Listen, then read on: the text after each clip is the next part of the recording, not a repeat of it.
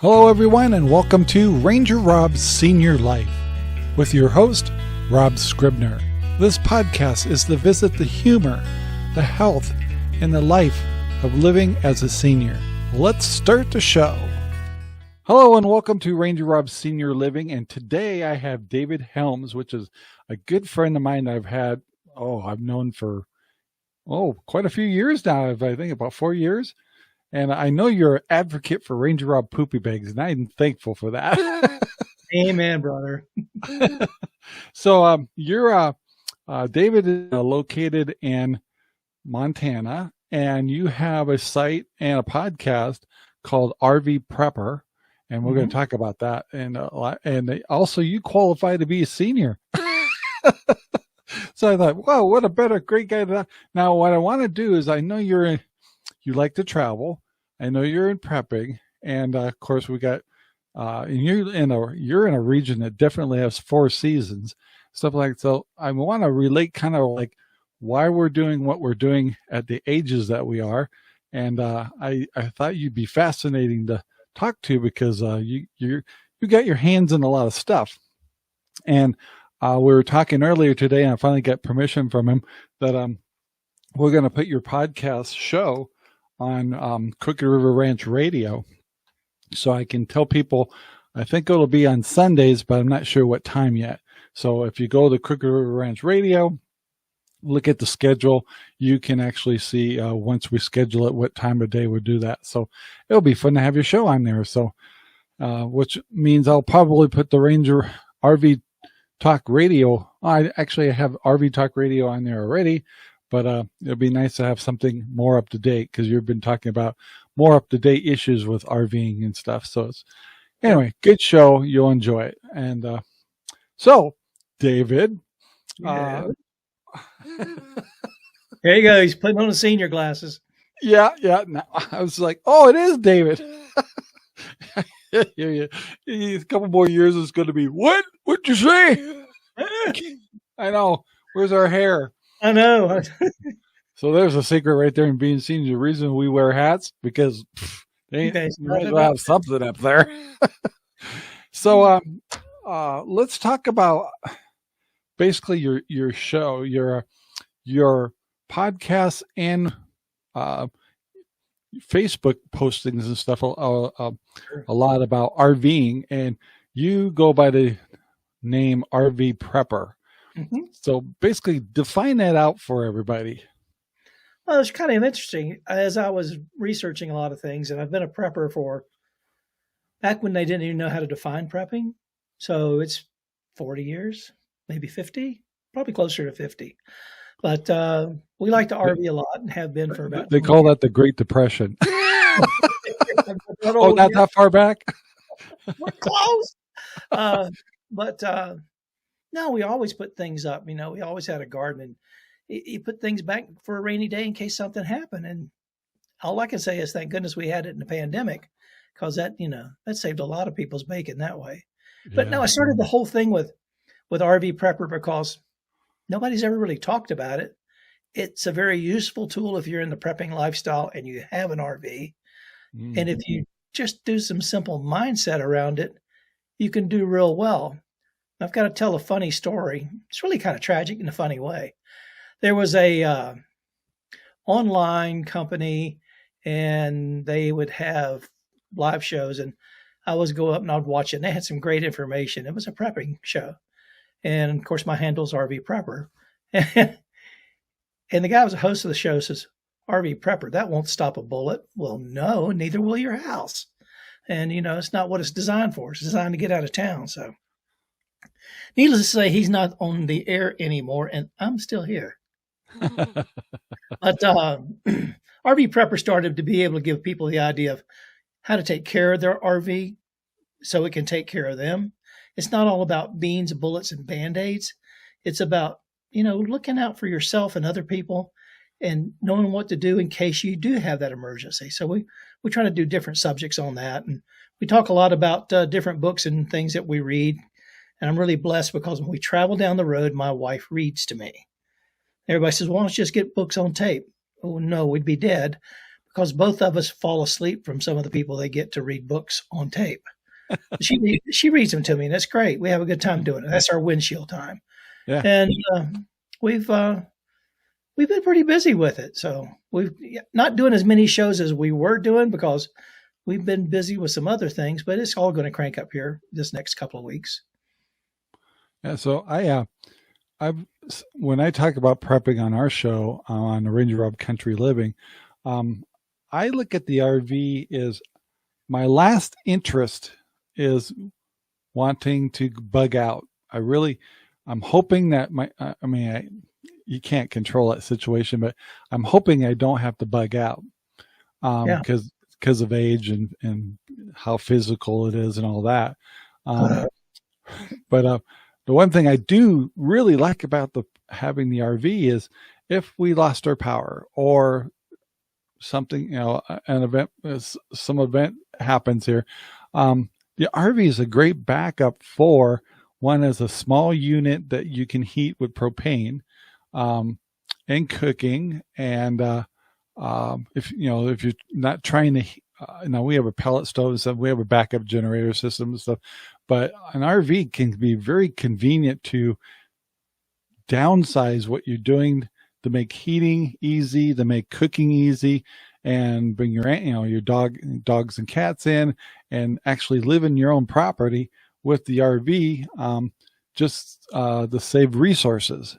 And so I kind of really like the fact that I have that on the property. And if one of my kids, some reason, got in a tight bind and mom and dad, need to come up to mom and dad's place, we prep for ourselves, but we definitely prep with the mind that we might have a guest or kids or family. The family doesn't prep much, the young ones, because of their age, but mom and dad kind of in the back of their minds like, we have a lot more extra food and me and Sherry need stuff. So so the RV in that case is a blessing to have on the property. Of course RVing's fun, but as a backup, it's come in handy. Like when Sherry's father was sick here, we kept our RV up here because they were having a lot of health issues and stuff. So we left the RV in the property here. So when we lived in Arizona before, we had a place to stay and we're ready to. So it was kind of like a second home for us. And it's just an RV has been a blessing in more ways than just going out to play. Mm-hmm. We have an indoor storage facility, not on the property, but it's within 5 miles from the house. Yeah. And number one, it keeps it out of the weather, especially in the wintertime. Now, we live in western Montana. We're on the western slope of the Rockies. And we have fire seasons, kind of like what California does, and you guys in Oregon do. So it's something that we keep stocked and ready to go. Yep. In case we have to leave because of the fire. Yeah. And we won't wait till the last minute. We'll go in the opposite direction of where it is. So just recently, in the last few days, matter of fact, yesterday they had a fire blow up south of us here, and they gave people, I don't know, probably about 30 minutes to get the heck out of their houses and to evacuate. And ours, it wouldn't be like that for here, but it could. Anything's possible. Yeah. But, we look at using it for that. And also growing up down in the South and dealing with hurricanes for so many years, to be able to have something to get into and go. And it's our stuff that's on there. It's our bed. It's our toilet. Because both Rhonda and I traveled for a big, large corporation internationally for years. And the last thing we're going to do is get on an airplane. Unless it's a family emergency, we have to get to the kids either in western Minnesota, the kids down in Jacksonville, Florida, real quick. Other than that, we're driving. My law of averages have been tested with so many flights. So double million miler on Delta. I just have no ambition of getting on a plane. So we keep it ready to go at a moment's notice. And so far we haven't had to do that. So now that you qualify as a senior and stuff, and what I want to kind of, in fact, the things that so many things you've done, I know that we all have these stories, but now that we're at this new generation or time in our lives, have you, what have you changed? What have you learned on your limitations, your planning when it comes to travel and when it comes to prepping and actually the fact that you're living in a state that definitely has 4 seasons. Yep. What's some of your biggest, I mean, like for me on my show, I can't help but go, gosh, I've changed a lot. And I really have a lot of things to talk about on that. So I'm sure you're starting to come across that too. Well, you see all the advertisements on TV for different things to make your body feel better, you know, and most of them I say, yeah, and I do a hand gesture with it. I'm not going to do it on a show. But when you start hurting in different places, I have arthritis pretty aggressively in my hands and in a couple other parts of the body. And I don't like taking medications, although I've got to take a blood pressure and a cholesterol thing. My goal is to be off of them, but that hasn't happened yet. But you try different things. I tried the Blue Emu, and all the Ben Gay stuff that makes you smell like So I broke down, and the one thing that I found that was fantastic, and you're going to laugh at me when I tell you this, is the Australian Dream. What's that? There's commercials on TV all the time. Where you been, Rob? I guess. No, they've been out. I don't know. I've probably been using it heavily for 10 years. They have a money back guarantee. If it doesn't work for you, just send the empty jar back to them one time and they'll pay you the full price back. Wow. You can get it at all the different drugstores, Walmarts. I was getting ready to say Kmart, but those aren't around anymore. I actually remember when Kmart came out. That's how old I am. Yep. But I'll be 67 this week. So wow. Yeah, I got the Social Security going. Thank goodness. Hope it keeps there. Yeah. But as far as limitations, I can't do the things I used to do, and I have a real hard time accepting that. The agility, be able to do things for a long, extended period of time, you can't do it. That's why I stand in awe of you, young man, because you're out there working that farm life and stuff. I don't know how you're putting one foot in front of the other. But it's just, no, I can't do what I used to do. So in traveling with that, we used to get when we had the bus, we'd get in the bus and we would drive, 700-800 miles, not think about it, take a 4-hour nap and finish a trip. Yeah. Now our goal is to do 6 hours or 300 miles, whichever comes first, that we can get to a campground that's safe to stay at.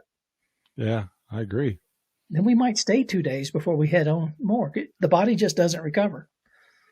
So, and especially this year, I've noticed certain limitations when it comes to like stooping. If I drop something on the ground, I want to start crying because I'm going, I got to reach that. And I hate tying my shoes. I can't hold my breath that long enough. Yeah. And those new slip-on shoes and everything else you see advertised on TV. Yeah. They don't work with a damn. Especially you have to take off running after your dog. They come right off your feet. Yeah. So, that's one of the things learning to be humble and learning your limitations. It's harder. Some people are great at it. Some are, they're easily go on the couch and have everybody serve them, where you and I would kick and scream. And have you been finding that pretty frustrating? Where you're kind of like, you got to say no, or you just like, you can't drive 500 miles in the RV anymore and things. I'm sure you're having that battle every day in your head. Yeah, you kind of feel defeated sometimes from it. You say, well, I've never had this problem before. Well, you were never the age you are now before either. And I mean, it sucks to accept it. That's the problem. It just, I don't know. I have a hard time doing it.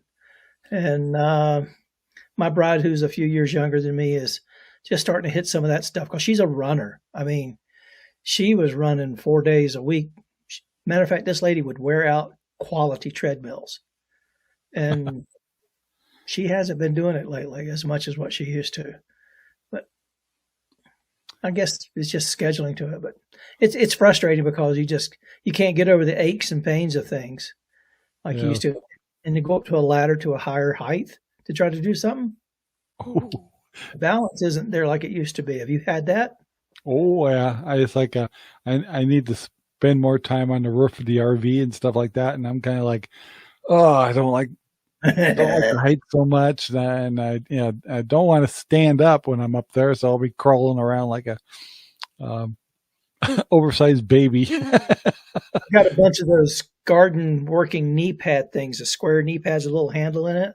And Oh, I have those on the RV. So if I have to kneel down on the ground so it yeah. doesn't kill my knees, and then if I get up on the roof, I'm crawling, and I've got two of those. I'll kneel forward, and I've got a pad there, and I move the other one and kneel to that. And I don't stand up on it, no, because a new RV is, I don't know, it's 13.5 for the clearance on it. Yeah, yeah, Yeah, a little bit of a nosebleed there. that's for sure. I know I don't bounce as I might bounce, but I won't be hurt. I'll be hurting for a long Only time. That's yeah.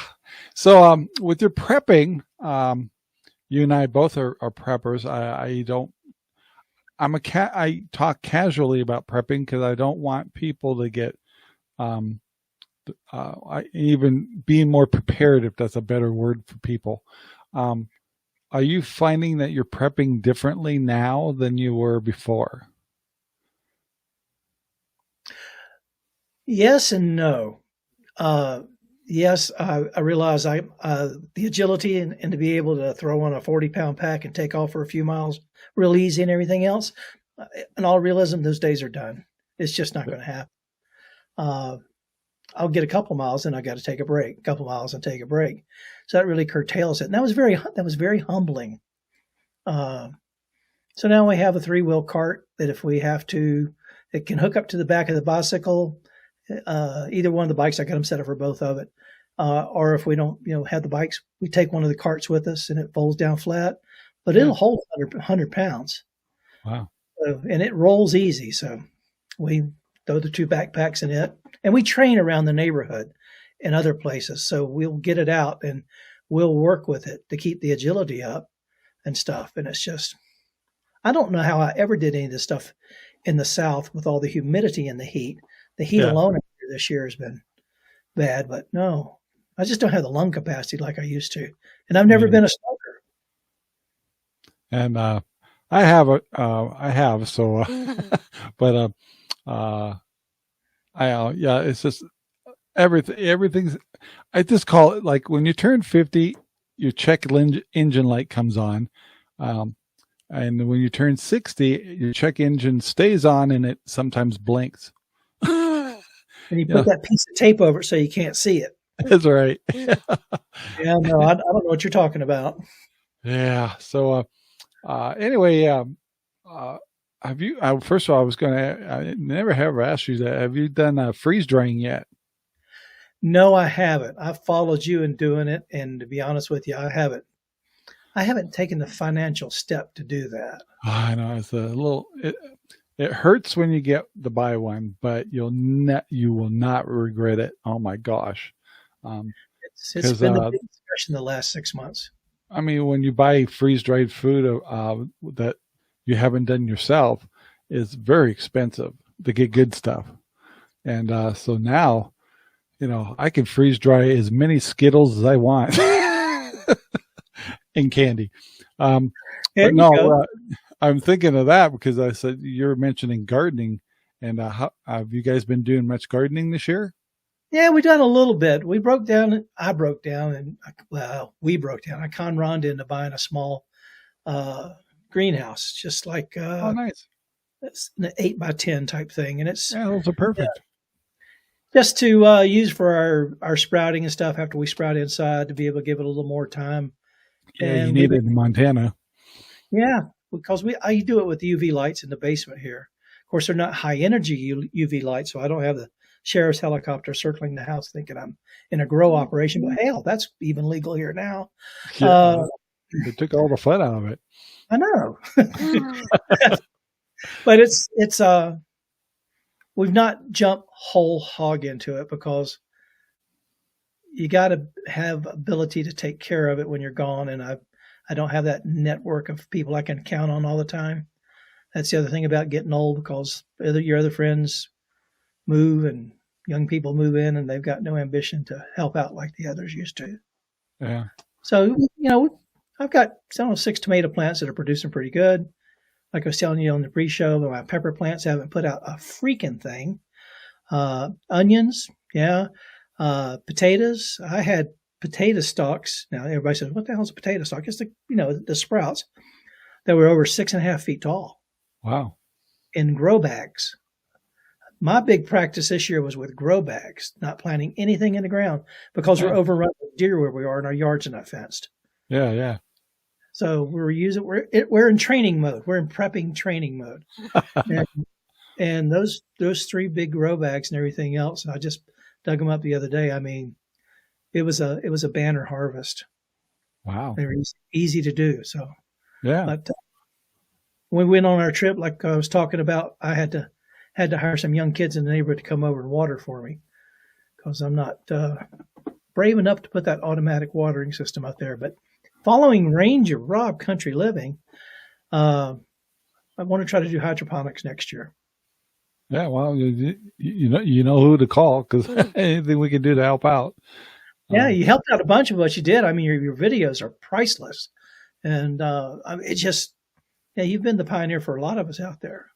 Yeah, it's just like, we try to do a video without getting on there and sound like an intimidated perfectionist or anything. We just go out there and I'll just see something on YouTube. I go, wow, that guy's growing tomatoes out of buckets. How's that work? And I'm looking at, studying a little more. I'm going, golly, I think I should try that. And so our attitude is we're just trying to get people enthusiastic, say, hey, I'm new at this. I learned from scratch. Do it. Just try, And try the grow bags. Try the buckets. The Dutch buckets. This year has been a lifesaver in gardening is the above ground garden that we did last year. So easy to maintain, not stooping as much. I think that's going to be our go-to gardening for next year. Some of the stuff I have that's in the ground and stuff, I think I'm just going to let those go back to nature and just stick with everything. Just does so good in the above ground, and it's that weight, it's at your waist high, and you don't have to stoop as much. It's easy to maintain. You can really control the situation real well, and at this age, I've just been so pleased with it. So that's why my corn didn't do with her, because we just couldn't maintain it as well. I didn't do like a lot of pumpkins and stuff like that, but and usually when we grow that kind of stuff, it just we're really just growing it for the pigs. Let them have treats, But that hog feed is expensive. Yeah. And by the way, probably in September, if our calculations are correct, we should have 2 pigs having piglets. So that'll take us up to probably over 20 pigs again. Where right now we're just, we have 6 adults right now, but that could change. But it's very enjoyable. So that has been the kind of the new fun hobby that we're doing here. And I've got a friend that just got into pigs, but he's been into a very, I wouldn't say very rare, but they're unusual in the United States, of milking Devon cattle. And he's probably got about 22 head right now. Wow. I think somewhere around there. And he sells 3 or 4 of them a year, the people that want it. And, he makes them a hell of a price on the thing and gets them processed. And the food is, the meat is just superb. I haven't had any of his hogs yet. So, but he's, his has multiplied like wildfire. Wow. And he's like, I can't sell them fast enough. Good for him. We just started Central Oregon Grown this year, and it's off to a slow start, but it's kind of my own fault. I've been cautiously moving forward just to make sure that we're doing it right, and so we're just now starting to do more advertising and all that stuff. But we sell our pigs online. We had to find a place to do USDA cuts for our pigs, to meet the Oregon laws and stuff like that. And we did meat chickens this year and stuff like that. But once again, just like I'm afraid to kind of go into things until I know what my limitations are and whether I can handle it, so far that's going pretty good. And times have changed and we're all looking for healthier food to eat. That's why we created Central Oregon Grown. Central Oregon Grown is designed to bring healthy food to your family. What really makes us special is we bring you Idaho pastured pigs, providing our area with quality pork. But that's not all.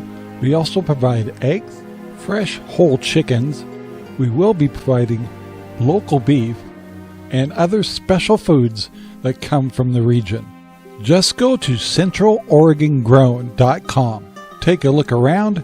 Make sure you sign up for our newsletter so you can find all of our coupons and our newest items. Our goal is to provide quality food at a reasonable price. So come visit Central Oregon Grown and see what we can do for your family. One thing I want to bring up is probably is, have you been finding or have you been working at having supplemental income on top of our, and I have the same thing, our fixed incomes? My wife still works a little just like yours does. But eventually we're going to be all the fixed income. And I'm almost feeling that almost most seniors probably should have another source of income. And so mine has been the poopy bags, the Rangerrob poopy bags, the pigs, and Central Oregon Grown. And then we also, our YouTube and our podcast shows and stuff are all supplemental income. So are you doing endeavors in that area? Right now, no, I'm not. Rhonda's, her work, we're both retired. Her work that she's doing is just part-time. So we don't have to dip into investments. Yeah. We have a great investment counselor that has done wonders for us. And we both have a pension from our previous employer. Yeah. So between that and the Social Security, it's not so bad. When she turns 60 something, I won't tell you your wife's age, she hits that age where she can get the Medicare. That'll save us about $1,100 to $1,200 a month for what she's having to pay for her retiree healthcare stuff. So yeah, it will be nice. It'll really be nice. I want to do some things, but right now I'm the cabana boy and head kitchen bitch and dog wrangler. So we've got a 16-year-old dog that somehow or another keeps hanging on. God love her. She's outlived 3 dogs and a cat. Sometimes we have to see if she's breathing or not, but I'm not going to, but she gets mobile. She gets excited. And if I pull the RV out in front of the house to load it up, just get out of her way and let her get on it because she's going to drive you crazy till you do. So she likes to go, but I'm tied down to that. Now, that being said, I was building some birdhouses and stuff to try to peddle a few of those on the Facebook Marketplace, but you can't compete with the Chinese. So, because, it cost me $11 to build something nice, the Chinese will put it over here at 75 cents to $1.50. And it's frustrating. I'm turning the air conditioner off because I bet that's raising heck behind you. Bear with me. And it is just, and I have a photographic background as well. It's tough to make any money on that. Now, your son does photographic work and video work. So, what he's going through and everything else. Yeah. Actually, he's got a really good clientele over in Idaho. And so he's been very fortunate. And so, Turns out beautiful work. Oh. And I did a couple of projects for the state of Montana last year, video projects, and those were good. And they wanted me to do another one this year. And I was just kind of like, no, I didn't want to, because it was going to be about a 6-month assignment and that would kill all travel and everything else. So I don't know. I'm searching for something to do. We'll see. So, how do you feel about this new digital dollar stuff happening in the future here? No, don't want it. Don't want anything to do with it. I think that's just another way of dominion and control over your life. Oh, here's a conspiracy theorist coming out in me. Yeah, me too. Yeah, I mean, I try to buy things as much as possible with the Yankee dollar Yep. to keep it going strong. And I mean, you watch people when you go to the grocery store, and we've been guilty of it and everything else. We don't carry a lot of cash with us, so we'll use the debit card, whatever. But people don't realize the pain of letting money go because they just have that card, and there's no jeopardy of loss with it. So Yeah. but I'm not big into that type of denomination.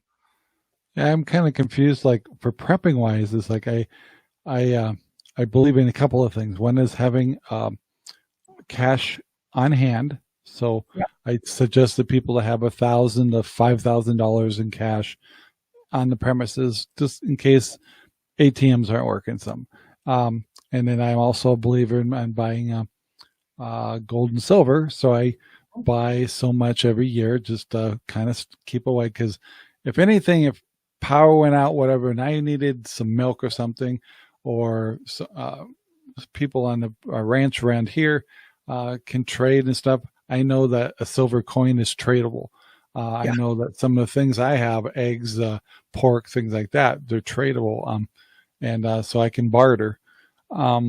So I don't know. It's just one of the things that concerns me is, like, for example, we went to Home Depot one day and their internet system went down, and the entire store was crippled. It was Totally throughout crippled. the whole Northwest. Yes, and so we were in there buying something, and so we were in these massive lines. The people didn't know. The cashiers didn't know what to do. They're just even. And then when we were kind of towards the front, so we managed to get to the front, and their system was still down. And says, we have cash. I had $100 bill with me, and it was so funny watching. And the person that was the cashier was not too young and stuff, could not break down the change. It's, I mean, it's scary as hell, isn't it? I know. And it's like, anyway, that whole store was just crippled. So I'm thinking, okay, we're going to go to this digital dollar eventually, which requires what? Electricity, internet, and stuff. And it's not necessarily always reliable in some states and stuff. Or if we had an issue go on, CME or anything like that, it's like, what's the substitute? Because if they're going to get rid of cash, it's like the only thing you have left after that is bartering. Bingo. So what do you get to barter with? So if you don't have eggs or animals or pork, well, you get some gold and silver and keep a couple of $100 worth of silver and get the smaller, get just the 1 ounce pieces and stuff like that, because you can buy gold, but if you buy a $2,000 gold, it's like it's a overkill. So it's got to be barterable. Silver is the thing. The old coins, silver coins that were 90% silver before 64. I mean 64 and before. That's the way to go with it, because you can get dimes and quarters in it. And because if you give somebody a full ounce of silver, and let's say it's worth $30, and you're only getting something worth $10, they don't have any way to give you change back. That's right. So I've been doing the junk silver, and I don't keep everything in one location. The wealth is spread about. Yeah, so one rock over here, one tree over here. You've got livestock there and everything else, and things go to hell in a handbasket. You got to be prepared to protect them, because there's going to be people who are going to get hungry and are going to come try to take them. Yep. And everybody used to joke about the Chinese restaurants, and all the cats in the neighborhood disappearing and things like that, which was, all in jest and fun and stuff. Stuff like that will start. I've seen it in third world countries that I travel to, but I've also seen it here in the United States after a massive storm where there was no power for more than 10 days. Yeah. And it wouldn't surprise me if anybody knew anything about butchering at all. It's like finding one of my pigs missing or something. And of course, I got to struggle as I don't have that much grass here. So the supplement, the feed for our animals has been kind of tough. So I've been doing permaculture back here and trying to convert the fields to more grass and stuff. Because how am I gonna feed them if I can't? Exactly. And I mean, you seem like that. And the shows that I've watched, you seem to have a good network of like-minded people around you out there, Yeah, we do. and that's so important to have. I've got a couple of people around me that are that way. Not so many. I live in a very liberal city, and I don't care if you're straight or gay, or if you're liberal or Democrat, Republican or right wing or libertarian. Just take care of yourself. Take care of other people too. But Yeah. but it is what it is. So we just people don't look out with each other like they used to.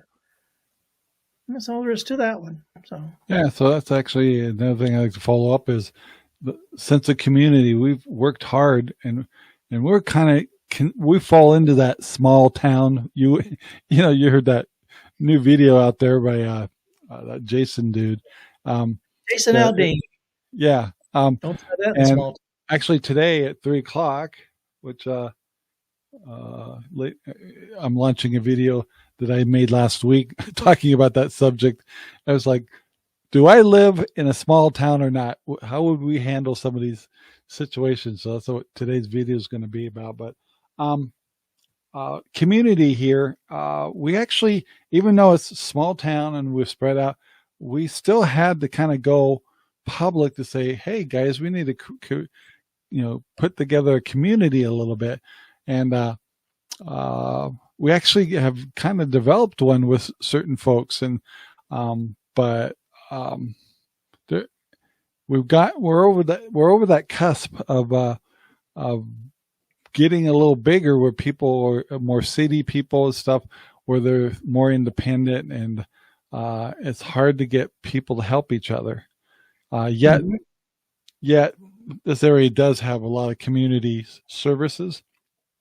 What we found in our community of homesteaders has been amazing, because like over the weekend, we just got done butchering turkeys. Oh, wow. So we got fresh turkey in the freezer now. And in fact, that video will be out on Wednesday. We've been doing the community out here. We've been between the pigs, the meat birds, the turkeys, the stuff like that, helping other people out, selling fresh pork around this area at a reasonable price. We're not really trying to gouge anybody. And it's been very, very nice to know that as long as I can keep the generators running, I'm going to keep the freezers running. Well, sure, absolutely. I mean, and that's where your freeze dryer has really come in handy for you, because you've been able to put some stuff up. I mean, you can get some of the Faraday cage material now, and generator bags big enough to put big generators in. So those are available. Yep. And they've been tested. So, in lab conditions, because none of us have had a true EMP. But it's, getting the generators running is the big thing. I'm always wondering, is like, I have a pole barn that's all metal and stuff. I'm always wondering if that would, and I believe it's grounded too. I was like, I wonder if that would work as a giant Faraday cage. That's a great question. I mean, it depends on what your openings are like in that. So, I mean, Faraday cages have been built with chain link fence. So, I mean, you ought to, All I do is I keep all my generators in that place just in case. And because we put in generator backup bypasses on the house and the well. Mm-hmm. And so we lose our power. All we have to do is just bring out a generator and I'll put it through the converters, and it's like, they're powered. Dr. Arthur Bradley is a great guy to deal with on that. He's written a couple book series, and I can't tell you the titles of them right now. Shame on me. I finished this stuff a few years ago, but I get all my Faraday cage bags, my Faraday bags and liners and seals for, galvanized trash cans. I use, different sizes trash cans to keep radio gear and stuff like that in. But he's a great resource, and I'll get his information, shoot it to you. He'd be a good one to have on. And yeah. I probably should do more videos on prepping. I'm hot and cold on that. Some weeks I'll get going, especially if the news is getting bad.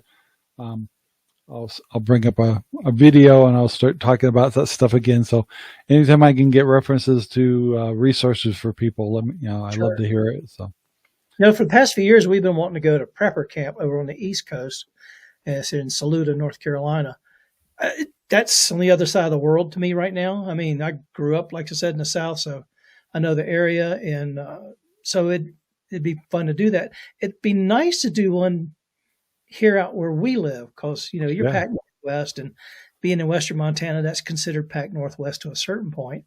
But if we can, put together something like that where we could make it happen next year or the year after, something like that, it'd be good to have, because you have these people come in and teach these things. And problem with some of them that I've been into out in this area have been more tactical military style deals that people our age just can't do. And that's right. We can't tie our boots. Not tactical anymore. I'm tactical. I did a part-time job a couple of years ago with the local county here doing boat inspections for invasive species. And my supervisor was a young lady that was probably, 35. And she came up to me one day, and she was very nice lady. Love her to death. We'll adopt her in a minute. And she came up, what the problem with you old white men is? And I looked at her and said, "What'd you just say to me?"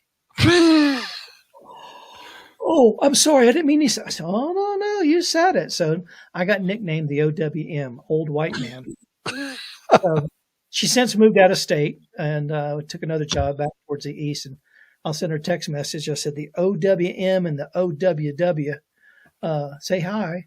So we laugh. Things like that bother me. They roll off my back. I'm gonna change our view here. There we go. I'm gonna fill up the screen. Look at our beautiful mugs. So it's like I got these features on the software and I never use it. And we got more toys than Carter's got pills, man. And true. Right now, hardly anybody in our audience know about Carter's pills. They're like bone pills for your backache. So Carter's. So you said you were working on your studio a little bit. Are you making some upgrades? No. Well, yeah, I guess so. I no longer sit at the desk and do our podcast. Ron and I got one of these crank up tool tables. I've got how fancy room down there. Well, you can't see it. I mean, I got a cowhide over the top of it, and we have I have a face for radio, not video. But we moved over the corner and doing stuff that way, and it's decluttered our working desks. So yeah, it's like I'm gonna switch over to some new switchers, do multiple cameras, and bringing in probably a new audio controller, stuff like that. So I'm going to put some money into our setup here and change. I'm using a green screen behind me, but I may move all this stuff back, put this desk sideways, and do more live stuff, and try to get Sherry on a little bit more too. Yeah, people love Rhonda on the podcast. I mean, I'm not with her anymore, Where's Rhonda? She hadn't been on a couple of weeks. Well, she's got other things going, so you're going to have to listen to me. That's okay. We'll wait. Thanks so much, guys. I'm going to try one more setting here if it works. Yeah. It's supposed to switch. It's supposed to switch when we're talking. I don't know if it will or not. Oh, well, we'll see. Yeah, just like, let's turn David into a guinea pig, but that's right. It doesn't look like it switched to me. Be like, Mugwai. We'll go back to this. We'll go back to this. Doesn't matter. Getting old it sucked. It still sucks. It is a fact of life, and I just try to live within it and like you said, know my limitations. And I got that from Clint Eastwood in a movie years ago. A man's got to know his limitations. That Yeah. was from Magnum Force. Yep. And it's hard to know your limitations. And when you learn your limitations, it's just equally as hard to accept them. Yeah. And have you found, do your kids, of course, our kids are older adults now, do you find them kind of shrugging their shoulders a little bit when it comes to some of this preparing, either prepping wise or financial wise, or cautiously watching the future based on the news we're hearing? Are you finding them leery? Yeah, and no. Our son, who lives down in Florida, he's down there, and got to be careful. He's an over-the-road trucker. It works as a team. So he'll leave Jacksonville, and he'll go from Jacksonville to Louisville, Chicago, Dallas-Fort Worth, Goodyear, Arizona, back to DFW, and then back to Jacksonville, all in 4.5 days. Huh. So, I mean, they go. And he's been doing that for 20 years now, I guess. Yeah, 20 years. And he does very well. He's not an owner-operator. He works for a company now. We did the owner-operator route, but now he makes about 10 times the money that he made then. But he is very versed in beans, bullets, and Band-Aids, and also with the food stock. They've got chickens. We built a chicken condo, not a chicken coop, but a chicken condo. We were down there 2 years ago. Yeah.